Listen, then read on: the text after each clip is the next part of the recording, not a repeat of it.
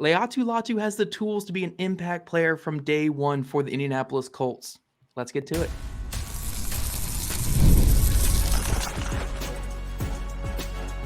You are Locked On Colts, your daily Indianapolis Colts podcast. Part of the Locked On Podcast Network, your team every day.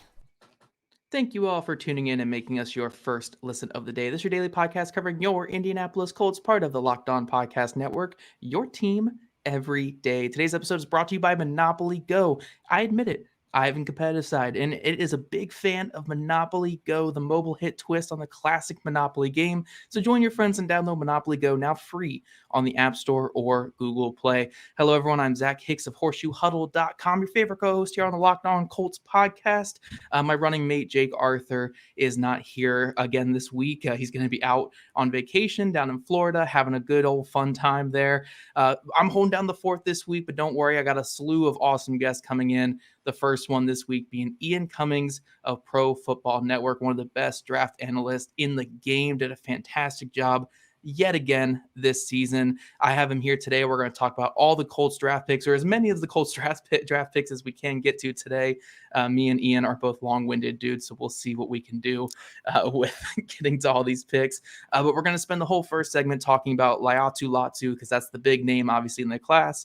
We're going to go into day two with our second segment, talk about A.D. Mitchell and Goncalves, and then round it out by trying to just rocket fire through all of the day three picks. But Ian, before we get into Latu, man, congratulations on another great draft season. You guys put in a ton of work there at Pro Football Network, and I really, really enjoyed your guys' coverage yet again.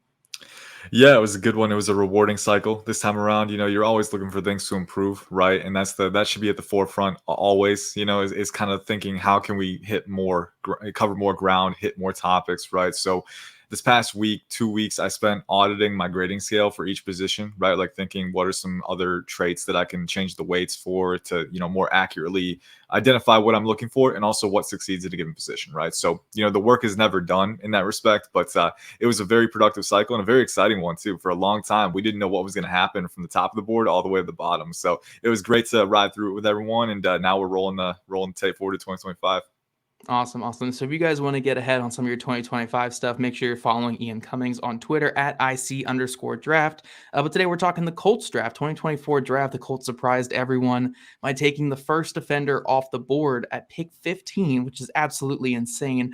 All the way at pick 15, the first defender comes off the board, and it's pass rusher Laiatu Latu, a player that kind of goes against the mold that the Colts typically go for, but this is such a developed pass rusher. And Chris Ballard said it so many times in their pre-draft video that they released, with the next pick. We got the best effing pass rusher in the entire class. Ian, what were your thoughts on Latu going into this draft? Yeah, it was a surprising pick, but a pick that I was, the more I thought about it, I was like, I can dig this, I can roll with this for sure. He was one of my guys, and that top four group of edge rushers, they were all kind of separated from everyone else, right? You had Dallas Turner, Chop Robinson, Jared Verse, Laiatu Latu. All of them were clustered pretty close together. I had Dallas Turner a little bit higher. I would say he was a top 10 player for me. I was a big fan of the overall talent with him, but they were all top 25 guys for me, and Laiatu Latu was definitely a mid to late first round guy. I think the medicals were the biggest wild card in his evaluation, even though he was clear to play after retiring, right? Every team is going to have a different medical check, right? Different thresholds that they try to hit. So that was the big wild card, the big kind of variable in the uncertainty there. But as a prospect, I think, everyone's been gravitating to the pass rushing, and I think that kind of hits the nail on the head, right? Like I've been trying to find more ways to articulate it, because especially with Laiatu Latu, it's so unique. He's 6'5", he's 260, right? So he's a big dude, right? You wouldn't expect him to be as finesse oriented as he is, right? But there are some times where you watch the tape, and it's like he has a force field. No matter how much the linemen try, they can't strike him cleanly, because he's so flexible. He's so quick to react and do counter work, right? He's got an endlessly deep pass rushing bag too. So many moves. And then he's got the hip flexibility too, where he's almost on a gyrosphere on every rush, where he can channel that hip torque into punches and keep himself clean while reducing under the apex and using that bend to finish moves. So the pass rushing palette that you're working with is so fun. And the more I think about inserting that into the Colts defense, because what's the one thing that they've lacked is that elite pass rushing threat, I feel like. And now they have it with Laiatu Latu. The question is, can he stay healthy beyond his rookie contract, right? But for the Colts, who are gearing up to win now with Anthony Richardson, right? They're starting to enter this window where within 2 to 3 years, you might be legitimately competing, right? I think Laiatu Latu fits that to a T, and I liked him as a prospect. I like the pick even more.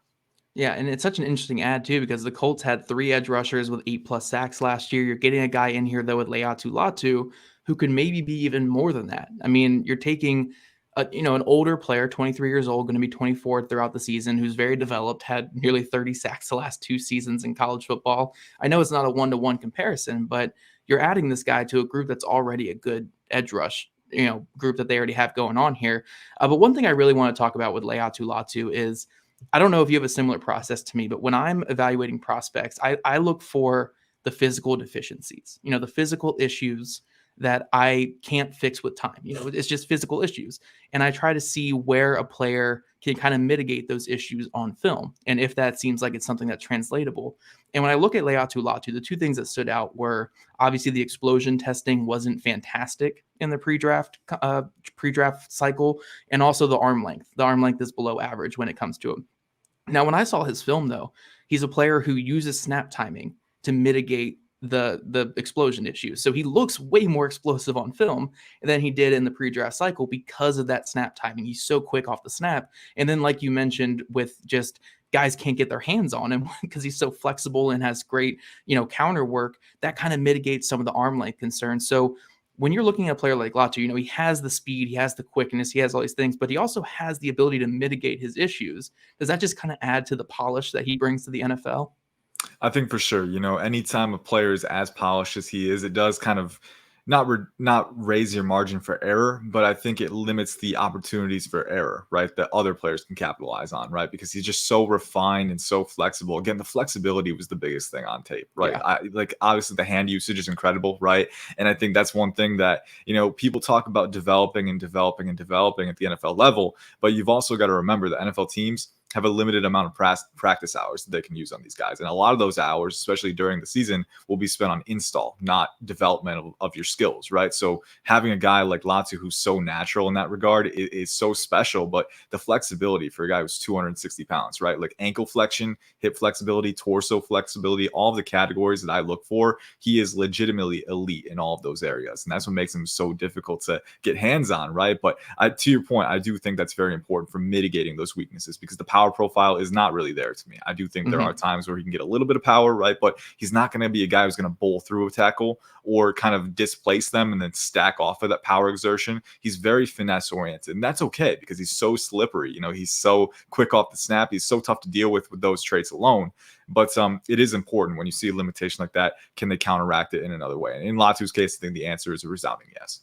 Yeah, and real quick before we get out of this segment, I think a really interesting thing with him too is, aside from the injury concern, obviously you have the injury concern with him, and that's what kind of, I don't want to say it lowers his floor, but that's the only thing kind of lowering his floor is that injury concern.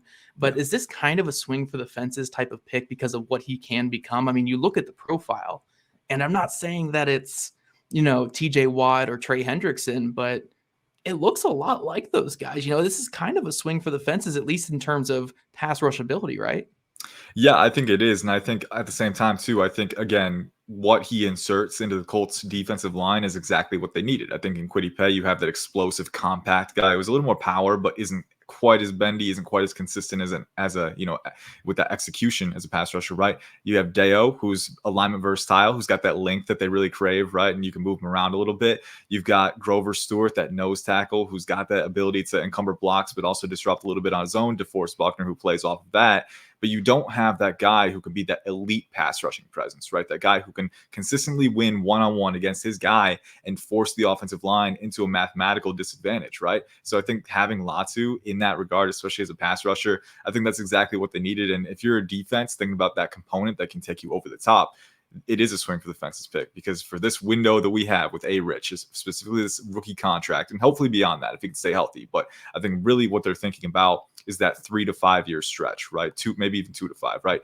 That's when Latu is going to hit his prime, and that's when we're going to have a defense that's primed and ready to go to dominate offenses. Awesome. Coming up, guys, we're going to switch to day 2 of this past draft, talk about A.D. Mitchell and Matt Goncalves. But first, it's winner take all time in the NBA and NHL, and FanDuel's giving you a shot to bring home a big win of your own. Right now, new customers get $150 in bonus bets with any $5 bet. That's $150 to bet on spreads, money lines, player props, and much more. The Indiana Pacers and New York Knicks are kicking off tonight. Or not kicking off, but basketball tipping off tonight. And you guys can put some money down on your local Pacers. I think it's going to be a fantastic series. And look, we're hoping the Pacers can make it to the third round. So visit FanDuel.com/locked on and make every playoff shot count. FanDuel, America's #1 sportsbook. All right, guys, we're here with Ian Cummings from Pro Football Network talking Colts draft. We had him on last year talking Colts draft. You guys want to see how those takes aged? I think they did pretty well outside of the Colts' entire rookie class getting hurt. But besides that, I think we did a pretty good job last year, Ian. But going to this next pick here, the Colts had another pick in the top 50 with A.D. Mitchell. I believe they traded back, so it ended up being just outside the top 50. I think it was the 51st pick in the draft. But they took a wide receiver prospect in A.D. Mitchell where the grades on him were so divisive. You could have had people with a top 15 grade on him, wide receiver 3 or 4 as high in this class, or people who were just way out on him, the quote unquote off field, which we won't really talk about because we just don't have the info on that. But the off field stuff, the production profile and all that kind of pushed him to wide receiver 10 to 15 for some people. Where did you fall on A.D. Mitchell, and did you like kind of this placement here in the middle of the second round for him? Yeah, I love the placement. He was my wide receiver 6, and he was very close to wide receiver 5. I actually had Xavier Worthy and A.D. Mitchell pretty much neck and neck. I think Mitchell had the superior size, right? But I think Worthy was a little bit more refined with his movements, and also I think a little bit better on the vertical plane, obviously with the long speed, but also the ball tracking ability too. So Worthy was one of my guys. I was a big fan. And real quick on the character stuff, right? Because we've heard reports, and we don't know any concrete information, but there was a report that it was linked to diabetes, right? And if that is the case, then that gives me a little more solace, because if you're an NFL team with a nutrition program, like, you should be able to manage that, right? So Yeah. I don't have too many major concerns about that, right? For me, I thought the value was very good. I think he's a guy who has all the talent that you want, and especially in a Shane Steichen vertical offense, right? Like, seeing a guy who's 6'2", 205 with 4.35 speed, that's pretty fun to think about what he can become in that offense. So just the upside is very, very appealing, and I think the route running building blocks too, right?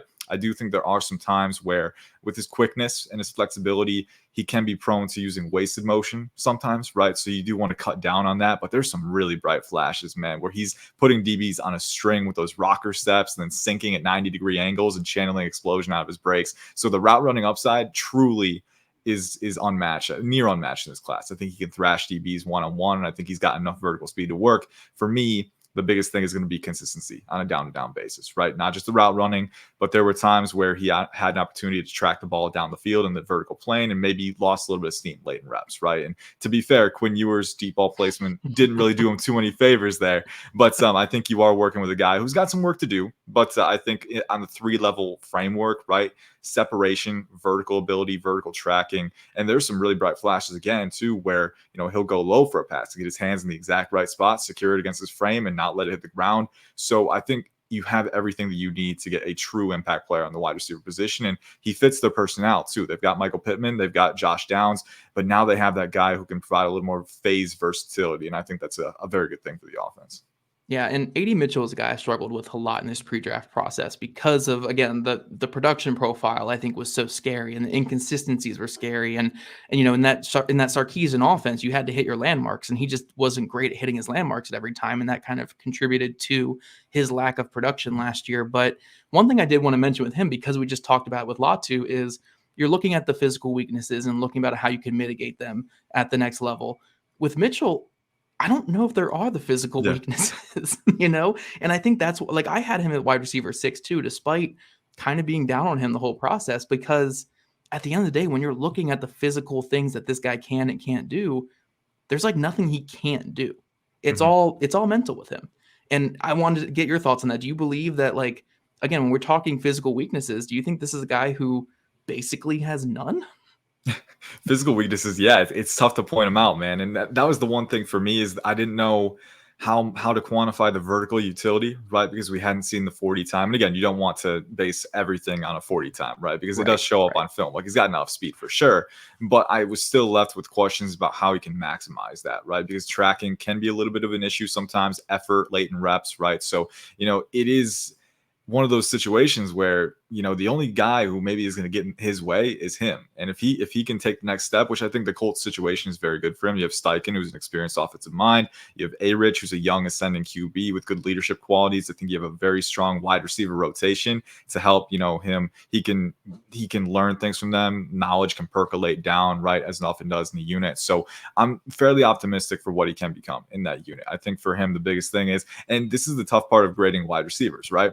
Because every year, especially right now, we're kind of in a golden age of wide receiver play, right? Like every class is so deep. So yes, I might have AD Mitchell higher on my board, but maybe if I was a personnel guy, a general manager, maybe I'd rather take a swing on Ladd McConkey, right? If I think the floor is a little bit higher, if there's a little more certainty with his projection, right?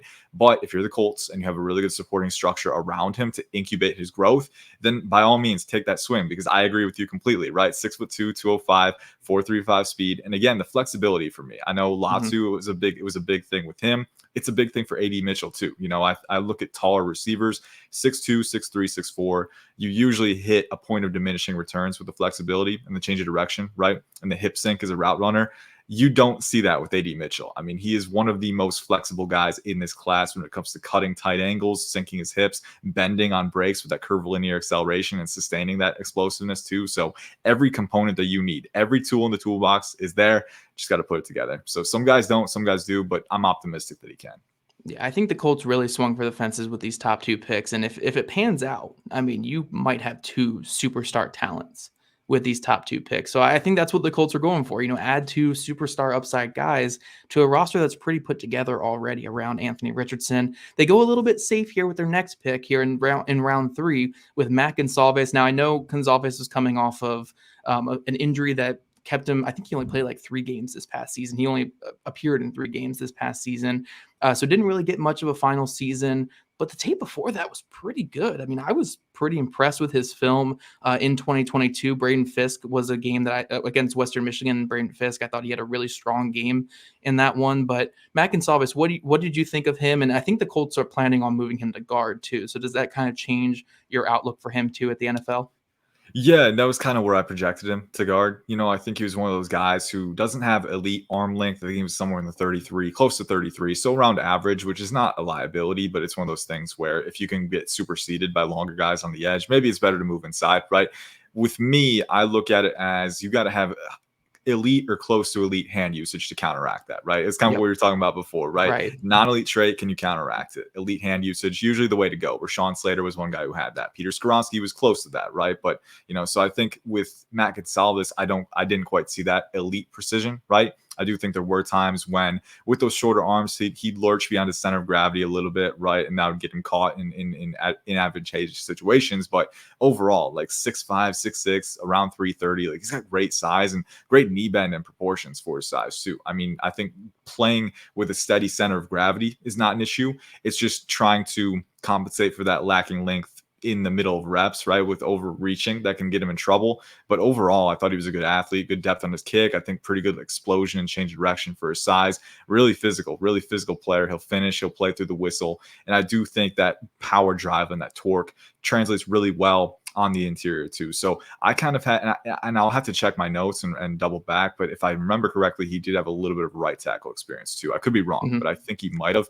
So I was looking at him as probably a swing tackle who can move inside to guard early on. I think he gives you really good depth in the immediate timeline and can maybe develop into a starter at guard if you move him inside, because again, the explosion, the power drive, the physicality, those things are all there. And then in pass protection too, some of the things that you really need to have: stable center of gravity, good knee bend, good leverage play. I think in general, he's pretty solid there. So I think a high floor, reasonably high upside pick in round 3 would have been a little rich for me. I think I had him just outside my top 100, but I can see it because he provides security for your offensive line.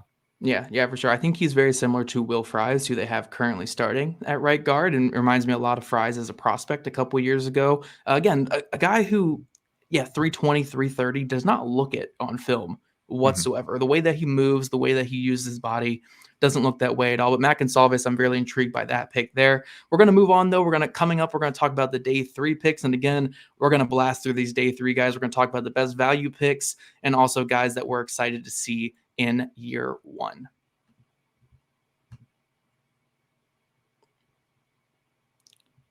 But first, all right, guys, game off. We got to pause here to talk more about Monopoly Go. I know what you're saying. Flag on the play. You already talked about that, but there is so much good stuff in this game.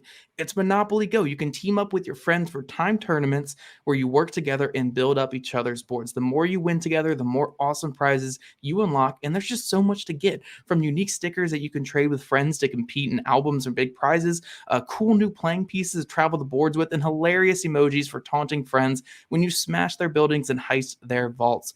Plus, Monopoly Go feels new and exciting every day with constantly changing tournaments and challenges. And there's always new timed events that help you win big, like massive multipliers for everything you win or rent frenzies. There's always something fun to discover with Monopoly Go. So get off the bench and go download it for free now on Google Play or the App Store. Game on.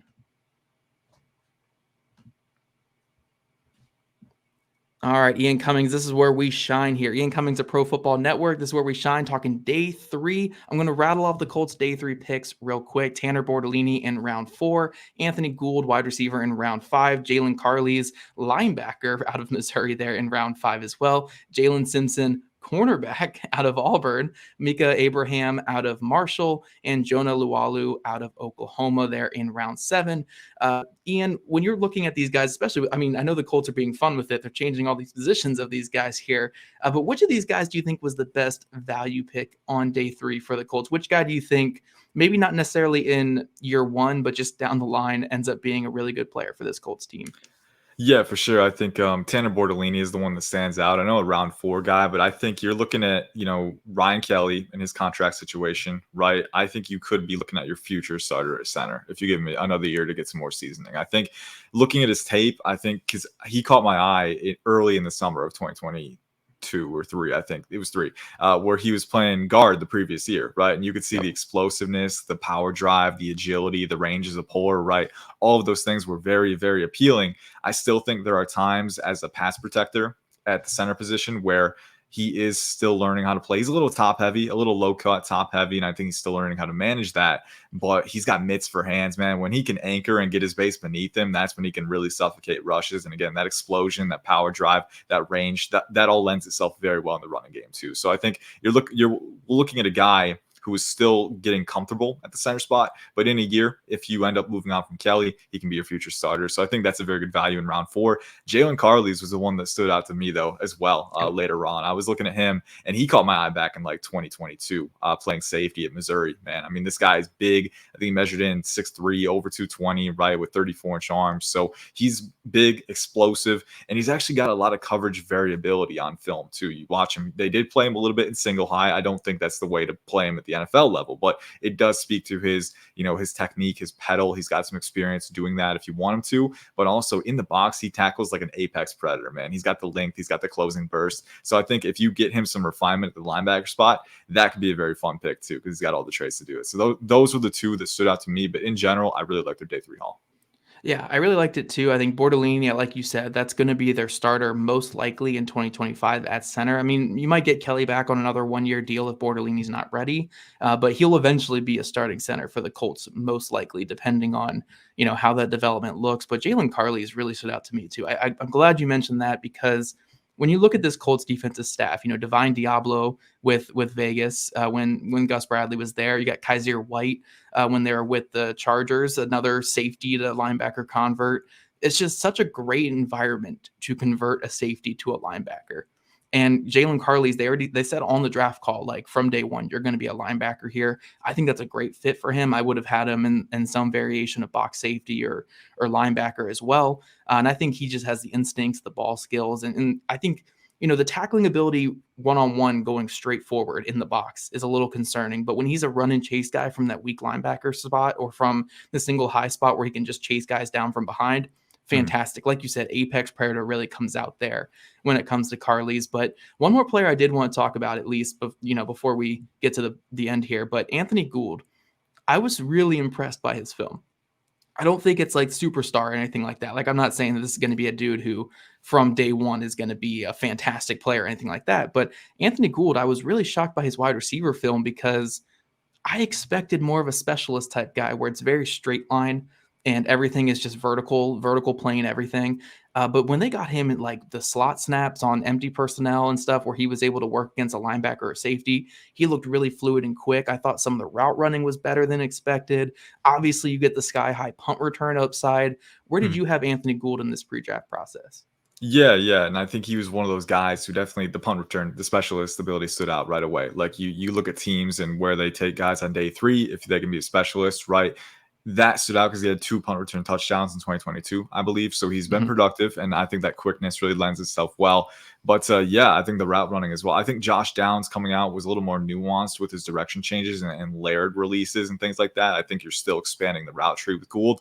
But again, yeah, the building blocks, right? This is not just an explosive straight line speed guy, right? Who can't sink his hips or bend, right? This is a guy who does show that he can at least press upfield into the frame of his DB and then lurch and bend outside of that, right? And capitalize and very seamless integration with those bends. I think, the curvilinear acceleration was one thing that stood out to me. I mean, obviously the explosion and the speed, but then you look at how he channels that through breaks. And obviously that's always a big plus for me, efficiency, but also not having to take too many extra steps, right?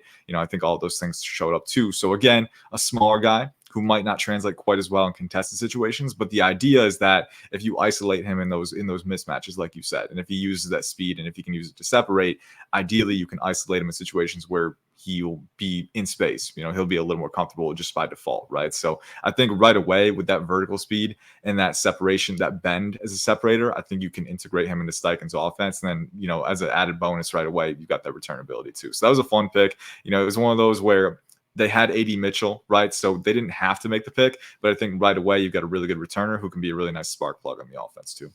Yeah, he's going to be fun. A lot of the pre-snap motion type work and getting him in those mismatches like they did. I mean, Josh Downs was number 1 in football last year in most routes run against linebackers. The Colts were great at getting him isolated with linebackers in those empty personnel sets.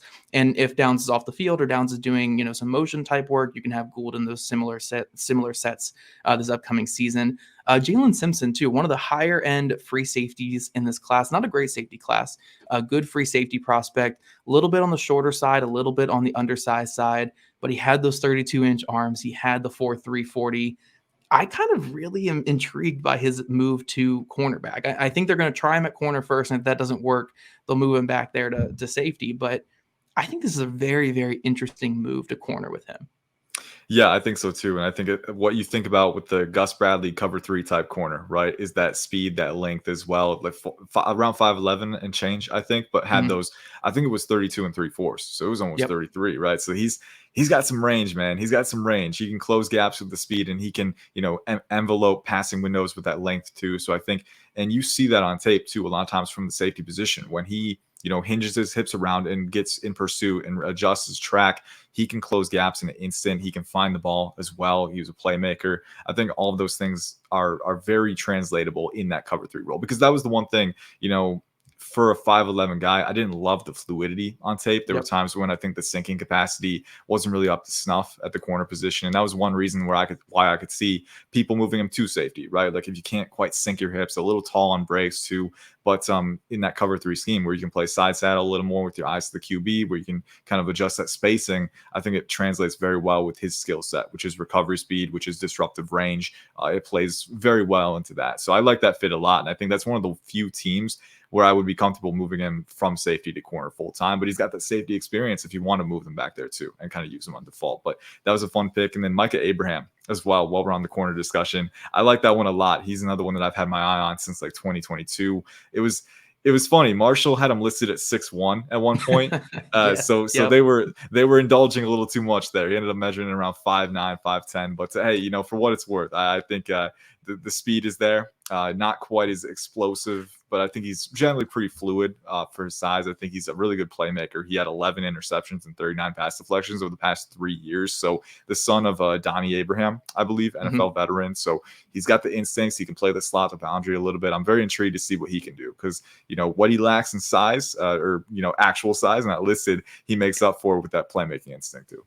Yeah, he reminds me a lot of Shamar Jean-Charles out of App State a couple years ago. Just a playmaker through and through that shuts it down. Maybe not the greatest tester, but a great playmaker who can just get it done. I'm really excited to see what he can do in camp. But I think the Colts add a lot of quality guys here on day 3. Ian thinks so as well. So make sure you let us know in the comment section what you think about this day 3 haul and overall the Colts draft here. Ian's very high, and Ian's opinion of this draft class is all I care about. That's all I care about. Ian Cummings, everybody from Pro Football Network, fantastic draft analyst. And I'm telling you, if you're not following him on Twitter at IC_draft, you're really missing out. And if you guys don't already, make sure you're following us as well at Locked On Colts, at Jake Arthur NFL, and at Zach Hicks 2, all on Twitter. Also subscribe to us on YouTube where we list your podcasts. We love your guys' ratings, reviews, and we'll catch you guys back here tomorrow afternoon.